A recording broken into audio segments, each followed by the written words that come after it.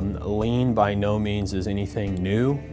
It's been going on in manufacturing plants across the country since the 1920s. It's relatively new to the collision repair industry. We're constantly striving to improve our performance in what we do for both our customers and our insurance companies.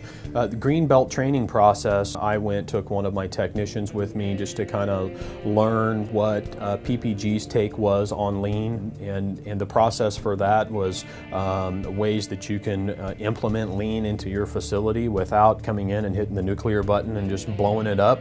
We came back and actually took our entire production staff and we went for about 2 months on what we call a weekly lunch and learn, and we actually took them through all of the same information that we learned while we were at Greenbelt training. So everybody on the shop floor understood what cycle time was and what touch time was and what 5S meant and what Lean is and what theory of constraints is. And so right now we have 5S initiatives that we're working on in the shop. We have continuous improvement initiatives. We have things called flow cards that we're measuring stops in the flow of our process and why those things are happening. We have what's called an FAA flight crash investigation, where when something blows up in our process, we're asking all the questions: why did this happen? What broke down in the process? What things do we need to improve upon next time so that this thing doesn't happen again? I mean, we're under a microscope in this industry, so we want to stay on the forefront and do whatever we can.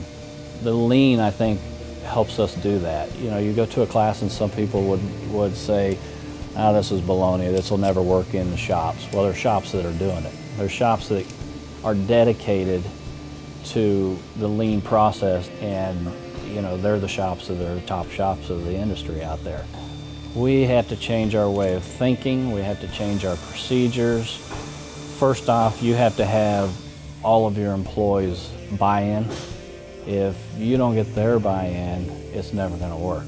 So you have to, in my mind, you have to explain it in a way that everybody understands it and get everybody on board. The way that Lean is making us more productive and profitable is by eliminating the waste that we have in the system. And waste is identified by anything that you're doing that you're not getting paid to do. So as we go through our process, and one of the things that we have done is a value stream map, and it actually breaks any process that you're doing down from its beginning to its end, and we go through and we categorize each step of a process to decide, is this something the customer's paying us to do or something that we're just doing as part of our process?